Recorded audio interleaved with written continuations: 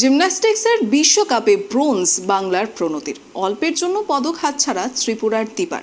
Paris অলিম্পিক্সের ছাড়পত্র পাওয়ার দিকে এক ধাপ এগিয়ে গেলেন প্রণতি নায়ক।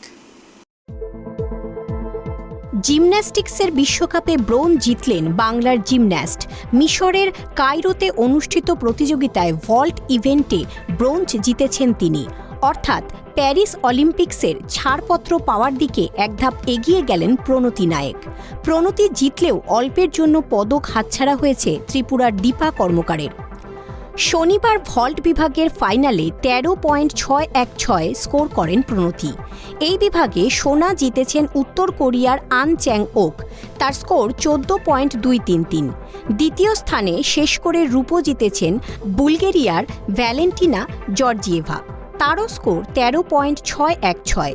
প্রণতির সমান পয়েন্ট পেলেও টেকনিক্যাল দিক থেকে এগিয়েছিলেন ভ্যালেন্টিনা, তাই রূপো জিতেছেন তিনি।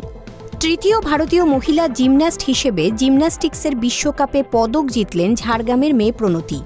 তার আগে 2018 সালে অনুনা রেড্ডি ও দীপা পদক জিতেছিলেন। এবারের প্রতিযোগিতা ভালো যায়নি দীপার।